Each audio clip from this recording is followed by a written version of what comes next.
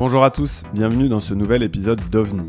Cette semaine, nous vous faisons découvrir en exclusivité 5 conférences qui se sont déroulées dans le cadre de l'événement Zero to One à Nantes les 28 et 29 janvier 2026. Grâce aux organisateurs, notamment H7 et Ici Lundi, nous avons la possibilité de vous faire découvrir des parcours inspirants de fondateurs, de fondatrices, de C-level, de corporate, d'entrepreneurs, bref, tous ceux qui ont effectué ce passage de 0 à 1.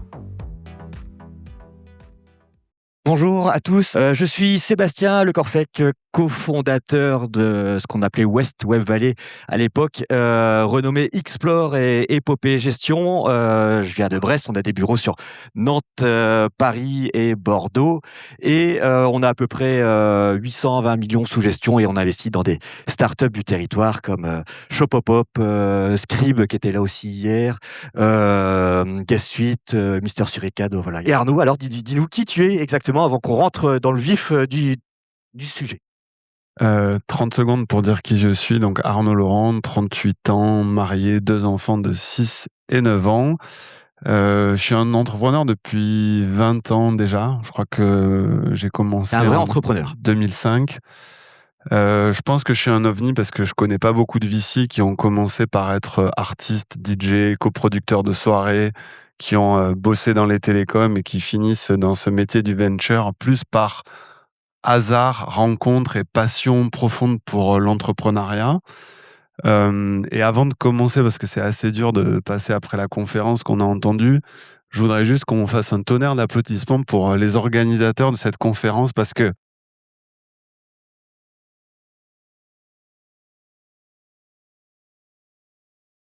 ça fait 10 ans que je fais des confs. J'ai rarement vu quelque chose d'aussi bien préparé. On se sent en famille. Moi, je me sens un peu chez moi ici, alors que c'est pas ma ville. Voilà, je vis pas ici, mais voilà, plein de têtes connues, de gens. Donc, il y a une vraie énergie à Nantes. Je pense qu'il y a quelque chose de spécial ici. Et donc, très content d'être là. Allez, c'est parti. En préambule de cette conf, donc être un ovni sur son marché, ce que fonds et fondateurs ont en commun. Si il y a des startups dans la salle, il faut vraiment qu'elles comprennent que nous, fonds d'investissement, on a autant besoin de startups que ces startups ont besoin de fonds. On est sur la même, vraiment au même niveau, même égalité. C'est parce que souvent il peut y avoir ce sujet-là. Bah tiens, les fonds ont le droit de vie ou de mort sur telle ou telle startup. C'est complètement faux. On a besoin de startups, de deal flow. Alors, basiquement, comment tu répondrais à cette question? Qu'est-ce que les fonds et les fondateurs ont en commun? Beaucoup plus de choses qu'on veut bien le laisser entendre ou le faire croire. En fait, c'est vrai que c'est facile de prendre ces histoires où ça se passe mal entre un fonds, etc. Ça reste pas la majorité des cas, ça arrive. Le désalignement dans le business, ça m'est arrivé aussi. Je me suis fâché avec des associés. Ça fait partie du jeu. Mais en tout cas, ce que je vois, moi, pour être, en tout cas depuis 10 ans, business angel, accélérateur de start-up, venture capitaliste, c'est qu'effectivement, les fonds ont besoin des entrepreneurs, les entrepreneurs ont besoin des fonds. Toi, la dimension entrepreneuriale, parce que souvent, ce sont des entrepreneurs qui montent des fonds. Toi, le premier truc que tu nous dis, c'est que déjà, moi, j'étais entrepreneur, donc je peux vous comprendre, vous, entrepreneur.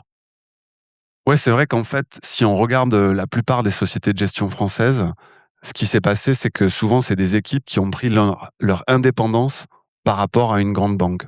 Donc, c'est des entrepreneurs, mais ils sont partis déjà avec un actif, déjà 100, 200, 300 millions sous gestion. Par contre, si on regarde les 600 sociétés de gestion françaises et peut-être les 50, 60 sur le venture capital, des vraies sociétés de gestion qui se sont construites from scratch, de zéro, par des entrepreneurs, je pense que ça se compte quasiment sur les doigts des deux mains. Et donc, je pense que ce qui est très important pour un entrepreneur, au moment justement de s'associer avec un fonds, c'est d'être très clair sur avec quel type de partenaire il veut s'associer. Parce qu'effectivement, il y aura quelqu'un en bout de ligne qui lui dira « je te l'avais bien dit », mais en fait, la question, il faut se la poser avant. Moi, en couple, enfin, je sais pas, je vais faire une anecdote, mais avant d'aller acheter la bague et de demander à ma femme si elle voulait bien m'épouser, je me suis posé toutes les questions quand j'étais devant cette bijouterie. Je me suis dit, est-ce que j'ai envie de passer les 20, 30, 50 prochaines années avec Clémence? Et bien en fait, avec un VC, c'est pareil. Est-ce qu'on a envie de vivre avec cette personne-là pendant les 10 prochaines années? Mais justement, en rentrant dans le vif du sujet, vraiment l'alignement, entre fonds, et start-up, est-ce que c'est pas un mythe au final cette histoire d'alignement fonds, start-up? C'est pas un mythe. En fait, ce que je dirais juste, c'est que ça se travaille et en fait, je pense qu'il y a beaucoup trop de gens qui ne le travaillent pas assez. Si je vous donne un exemple, moi, j'ai vraiment cette culture du rythme du business à la semaine, au mois, au trimestre et de l'alignement. Si je partage un tout petit peu les coulisses d'OVNI pour que les gens comprennent bien, j'ai créé cette société de gestion en 2021, je suis parti vraiment seul. Je me suis associé avec des entrepreneurs à succès parce que dans l'ADN entrepreneurial de ma société de gestion, je voulais qu'on soit plus du côté des entrepreneurs et moins du côté obscur de la finance. Hem et en fait, petit à petit, j'ai agrégé des gens dans mon parcours. Thomas Renaudin, sportif de haut niveau, Augustin Sayer, qui a vécu 20 ans à New York, plutôt banquier, financier, qui a bossé chez Newfond, Mathieu Stéphanie. Et en fait, je suis allé chercher ces gens-là, mais j'ai été très clair sur quelle était ma vision, quel était le projet, qui décide, qui détient 51% du capital. Et en fait, ça, je le questionne tous les ans, tous les trimestres. Et cet alignement-là, je l'ai avec mes associés, mais je l'ai aussi avec les entrepreneurs qu'on finance. Voilà, hier, je donne un exemple. J'ai mis 1 million dans une boîte en octobre. Hier, j'ai passé 1h30, 2 heures avec Jean-Baptiste Kempf, le fondateur de VLC, et on s'est réaligné. Ok, qu'est-ce que tu as fait? Tu as recruté 20 personnes. C'est quoi le plan? Etc. Il m'a envoyé un texte ce matin, il dit ah, t'as l'air fatigué, machin, etc. Mais en fait, cet alignement-là, entrepreneur-fond, c'est ça. C'est des moments, des réunions, etc. C'est pas 4 fois dans l'année, tu fais ton board, etc. En fait, ça se travaille. Donc pour moi, c'est pas un mythe, c'est juste que c'est une volonté commune de l'entrepreneur et du fonds de garder cet alignement et cette dynamique en permanence, chaque semaine, chaque mois, de rester dans ce tempo-là ensemble. Ouais, c'est vrai que le point en commun qu'on peut avoir entre nos 2 sociétés de gestion, c'est que, ce sont des fonds d'entrepreneurs pour les entrepreneurs et parce que tu es passé par là comme nous, on est passé par ces situations-là. Pour toi, ouais, c'est quoi la plus grande illusion, que les fondateurs de start-up ont sur les fonds, et inversement, ouais? Il y a dans cette histoire de mythe, La plus grande illusion, c'est de pas comprendre que moi, je suis là pour faire du TRI, quoi. Voilà, en réalité, moi, ce que je peux vous dire, c'est avec OVNI Capital, on a les 60 millions. Il y a 200 personnes que j'ai regardées les yeux dans les yeux, comme je suis en train de vous regarder, et à qui j'ai dit, je sais pas, je vais prendre un nom au hasard, je vais dire Mathieu. J'ai dit à Mathieu Stéphanie, investis 100 000 euros dans le fonds. Sur 5 ans, tu dépenses 20 000 euros par an. Et dans 10 ans, je vais peut-être te rendre x2 ou x3 la mise. Moi, Arnaud Laurent, je me suis engagé moralement avec ces gens-là, plus 3 acteurs institutionnels qui nous ont fait confiance. C'est hyper rare. First Time Team, First Time Fund, marché de merde, lever 30 millions auprès de 3 instituts, ça n'existe que dans les rêves. Et il y avait une chance sur 100 qu'on le fasse. Mais moi, j'ai regardé ces gens-là en leur disant, moi, mon job, c'est de faire x3 ou x5 avec l'argent que tu me confies. Et donc, l'illusion des entrepreneurs, c'est de croire que Arnaud Laurent, c'est un philanthrope qui est là par amour de l'entrepreneuriat et qui va financer tous les entrepreneurs qui croisent. Mais non, en fait, je suis dans une industrie, j'ai des compétiteurs. J'ai 50 fonds contre qui je me bats et qui rêvent de faire une meilleure perf que moi, de retourner sur le marché en disant, OVNI, je les ai défoncés. Ils ont un terrain de merde. Regarde, nous, on est meilleurs. C'est ça l'environnement dans lequel je me bats, moi, tous les jours, hein. ouais, non, clairement, ouais, je vois de quoi tu parles. Donc là, on parlait de ce fameux mythe de l'alignement. Autre, sujet, je trouve peut-être, c'est le temps. C'est une incompréhension au final un tout petit peu fondamentale. Le fond a une durée de vie.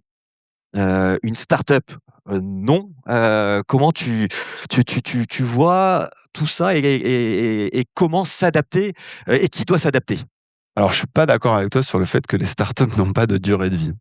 Euh, Sur le papier, les entreprises, effectivement, n'ont pas de durée de vie. Tu crées ta boîte, c'est pour 99 ans, etc. Dans la vraie vie, les fondateurs qui sont aux manettes de la start-up, ils ont une durée de vie. Et moi, j'ai pas vu des entrepreneurs ces 20 dernières années suivre ce rythme effréné et ce tempo pendant 20 ans avec la même dynamique. Donc la réalité, c'est qu'un entrepreneur, il a aussi un tempo. Dans notre univers, on n'a pas moins de capitaines d'industrie. Ouais, mais il a un tempo parce qu'il a des enfants, parce qu'il a d'autres projets, etc. Donc il a un tempo. Et c'est vrai que les fonds, au moins, c'est clair dès le départ. Nous, on a un tempo, c'est 10 ans. 5 ans pendant lesquels on investit, 5 ans pendant lesquels on désinvestit, plus 2 ans qu'on peut rajouter, donc 12 ans. Mais si on regarde un fonds comme celui d'Isaïe, qui est un des premiers qui a financé Blablacar, c'est un fonds qui a été lancé en 2010. On est en 2025-2026. Mais le fonds, il n'est pas clos. Pourquoi ? Parce que même une unicorn comme Blablacar, en fait, à un moment donné, il faut un exit si on veut rendre l'argent aux souscripteurs. Donc, ils ont sorti partiellement, ils ont fait une très belle perf. Aujourd'hui, c'est un des acteurs clés. Moi, je me suis beaucoup inspiré de ce qu'a fait Isaïe et j'ai pas du tout honte de le dire. Mais en fait, les entreprises ont aussi des tempos, les fonds aussi. Et on parlait d'alignement. La clé, c'est juste de pas cacher ce calendrier. Moi, j'ai vu des entrepreneurs cette semaine. Hier soir, à 22h, j'ai fait un commit de 1,5 million dans une boîte. Je lui ai dit, Bastien, je suis à 3 ans et demi de la durée du fonds. Ça veut dire que moi, dans 6 ans et demi, je suis censé rendre de l'argent. Si on n'explique pas ça au fondateur, là, la base de départ, elle n'est pas saine. Mais si, en tant qu'entrepreneur, je le regarde dans les yeux, je lui dis, là, moi, dans mon tempo, je suis à 6 ans et demi. En fait, par rapport à Acceptio, que certains ont vu hier sur scène, qui est le premier deal d'OVNI Capital, que tu as fait que j'ai financé tout seul avant qu'Isaïe arrive, j'ai dit à Romain Delphine, c'est cool. On est première année de vie du fonds, vous avez 10 ans. Je leur ai pas menti, en fait. Je pense que le vrai problème, c'est si on se raconte des histoires et qu'on se dit pas cette vérité-là. Et justement, à partir de quand le calendrier du fonds devient toxique pour la stratégie du fondateur ? C'est une très bonne question. Il est toxique si le fonds est toxique. Moi, par exemple, sur la question des sorties, je considère que c'est pareil. En fait, les entrepreneurs ne se rendent pas compte à quel point c'est eux qui ont le contrôle.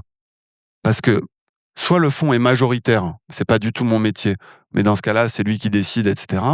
Mais en réalité, une vente, elle se fait très rarement, en tout cas dans des bonnes conditions, sans l'accord des entrepreneurs. Les acquéreurs, ils sont pas idiots. Pour faire tourner une machine un peu complexe, une boîte qui fait plusieurs dizaines de millions d'euros de chiffre d'affaires, il va falloir garder un capitaine. Je parle pas de toutes les étapes d'après, type LBO, etc., private equity. Mais donc, pour moi, le calendrier d'un fonds, il peut devenir toxique si les relations se sont tendues, si ça fonctionne plus au niveau de la gouvernance et du board.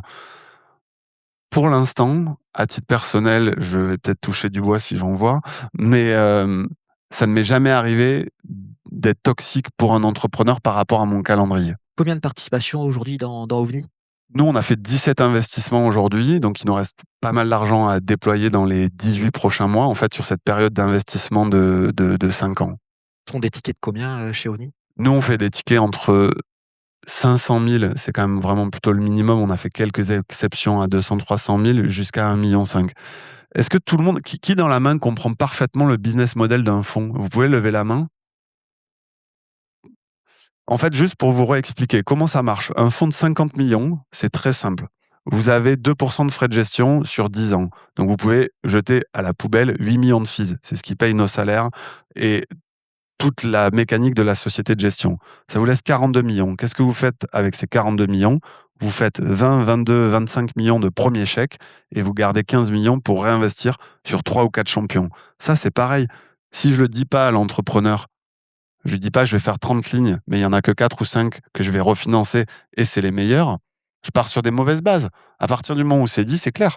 Soit le BP que tu m'as vendu, tu le fais, je te remets jusqu'à 5 millions, soit tu le fais pas et je suis désolé. Mais en fait, c'est pas mon métier et moi, je dois arbitrer. Ouais, et justement, on arrive clairement dans cette histoire de risque. Même mot, mais réalité opposée, côté fonds et côté entreprise. Un fonds diversifie le risque, un fondateur le concentre, parce qu'en général, tout son patrimoine est dans la boîte. Du coup, est-ce que l'on peut parler vraiment de prise de risque côté fonds d'investissement? Et je suis du bon côté, hein. C'est moi qui fais les interviews, j'ai des réponses, mais Je vois qu'il nous reste 15 minutes. Si ça vous va, je fais juste une petite aparté pour expliquer mon rapport personnel au risque. Je suis parachutiste, ma femme aussi. J'ai des milliers de sauts en parachute.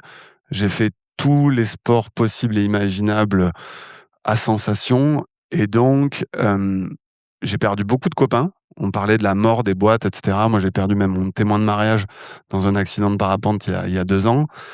Je considère que cette prise de risque, c'est pas cool de dire qu'elle n'existe pas pour le fond, et c'est faux. C'est faux pourquoi?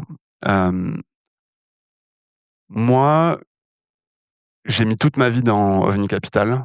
J'ai 90% de mon patrimoine dans mes fonds et dans ma société de gestion. Donc, je suis pas diversifié. J'ai pas fait de l'immobilier, j'ai pas fait autre chose. J'accepte l'échec et je deviens pas vénère avec l'entrepreneur quand ça se passe mal. Ça fait partie du jeu. Et donc, oui, on n'a pas forcément le même rapport au risque, encore que moi, je suis très agressif sur mes prises de risque, que ça soit dans mes loisirs ou dans mon métier. Mais on n'a pas aussi le même upside. Un entrepreneur, quand ça se passe très bien pour lui, il va gagner beaucoup d'argent, versus nous, où on a un modèle où on va avoir beaucoup de casse. Donc, en fait... Et puis tu as tes souscripteurs par A, par B.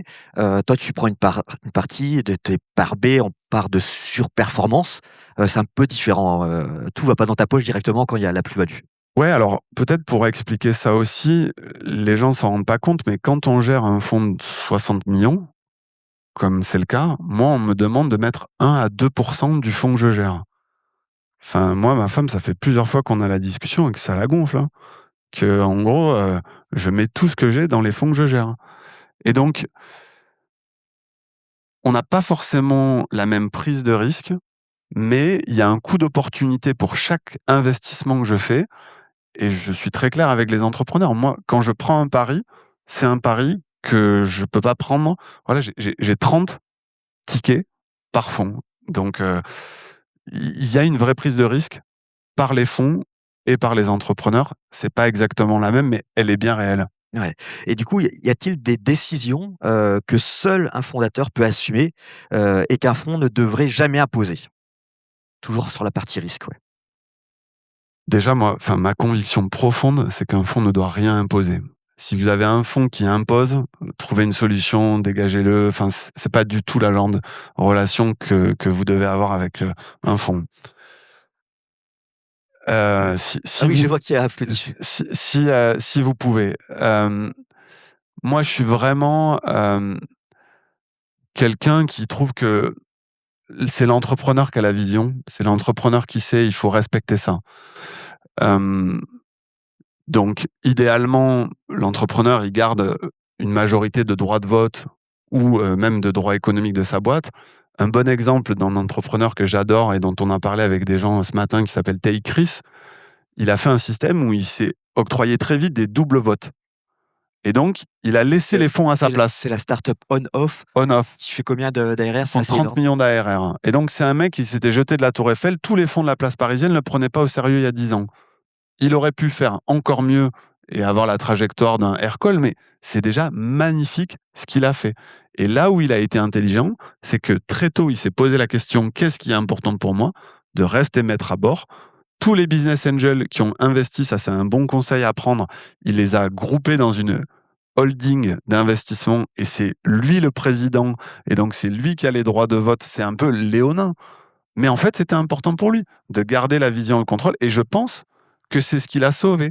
Parce que dans tous les bas qu'il a eu, s'il avait perdu ce contrôle-là sur sa boîte, probablement qu'il y aurait eu ces tensions au niveau du conseil d'administration et que les fonds n'auraient pas pris les bonnes décisions. Ouais, justement, on arrive sur ces sujets vraiment de pouvoir, qui décide vraiment et quand ça va mal, il faut avoir anticipé tout ce qui est board, pacte, reporting, tout ça. Est-ce que tu as as des conseils à donner. Bon, tu as vécu ce que tu viens de nous dire. Il y a l'histoire de ta actrice avec On-Off, mais voilà, est-ce que tu as d'autres petits tips à donner? Ouais, je vois trop souvent des entrepreneurs se battre sur des questions à la noix et pas sur les vrais sujets. C'est-à-dire que je vois des entrepreneurs qui sont prêts à, parce que ça va faire bien avec les copains, de dire qu'il a une valo à 12 millions et pas à 11, se battre là-dessus. Et en fait, filer 2 board seats aux investisseurs, être loqué sur toutes les décisions qu'il va prendre. Enfin, en fait, il y a 15 ans, il y avait des excuses. J'ai un associé qui s'appelle Julien Coulon, dont la boîte a été vendue un peu contre son gré. Ça s'appelait Cedexis, il a levé 30 millions, il avait perdu la majorité. Et du coup, il s'est dit, j'ai pas compris. Et il est passé du côté VC, et avec moi, on a voulu créer cette aventure entrepreneuriale où justement, on est un fonds différent, on est un ovni, on a un entrepreneur, un ADN entrepreneur friendly.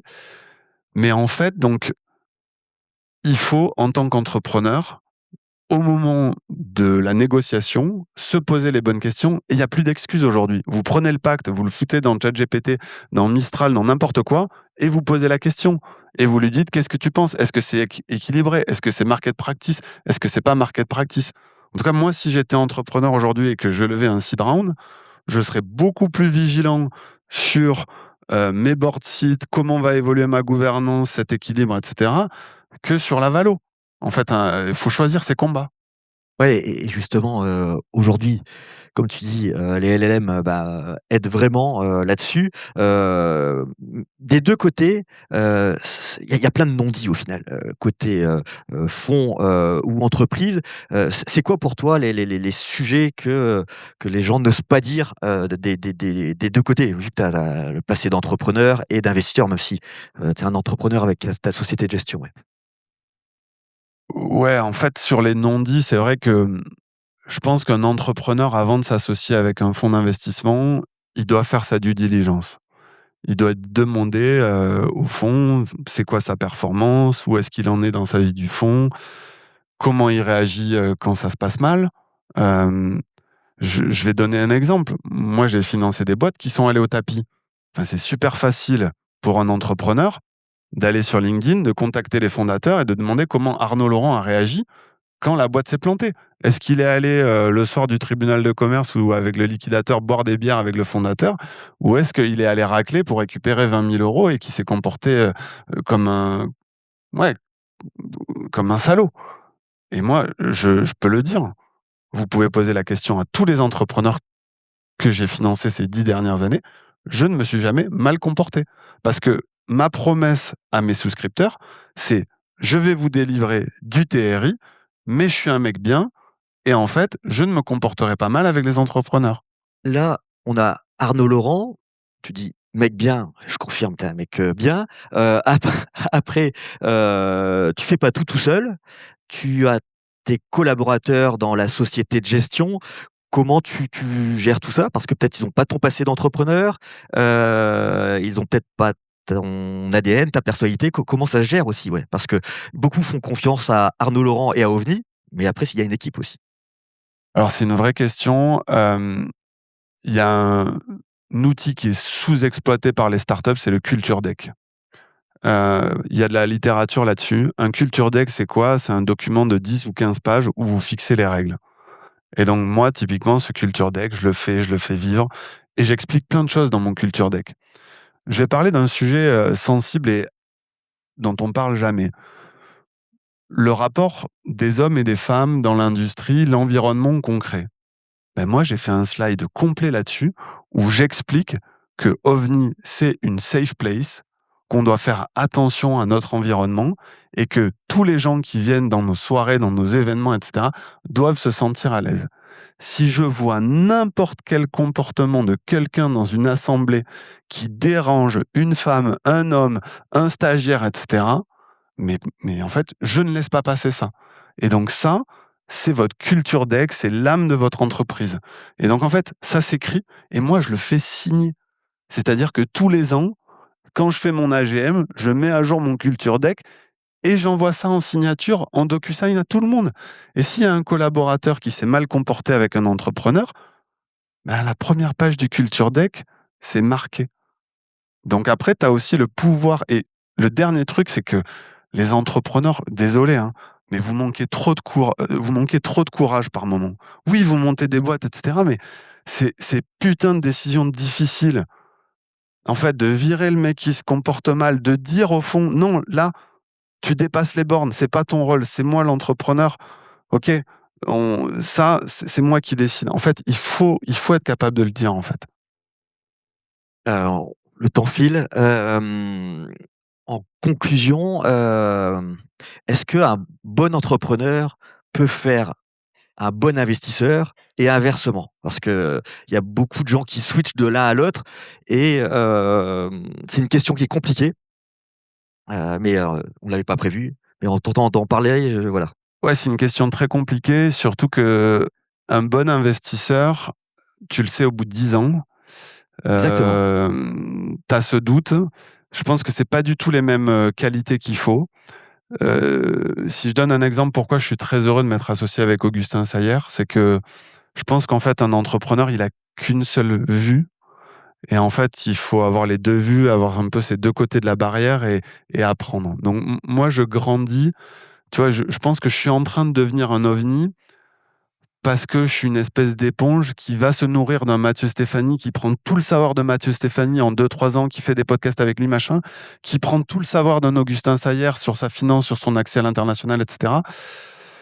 Je dirais que c'est quand même deux métiers très différents, entrepreneur et investisseur, et que les entrepreneurs qui arrivent à faire la bascule et devenir investisseurs, c'est ceux qui sont capables de mettre suffisamment d'énergie pour apprendre ce nouveau métier.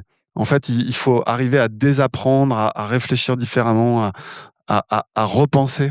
Voilà, à repenser. C'est pas du tout les mêmes métiers. Et surtout, dans ce cas-là, il est capable de comprendre les nuits de l'entrepreneur qui sont extrêmement difficiles et ça c'est vraiment, je trouve, hyper important de toujours respecter, les entrepreneurs, quand on est un investisseur, ouais. Ouais. C'est le premier bullet point de mon slide deck. En fait, c'est les entrepreneurs qui me donnent de l'argent. Moi, avant d'avoir les 3 instituts, j'avais 200 LP. C'est 200 entrepreneurs qui ont monté des boîtes, qui les ont vendues et qui pourraient faire de l'immobilier, qui pourraient faire autre chose, mais qui décident de se dire je renvoie l'ascenseur, je soutiens l'écosystème qui m'a fait grandir.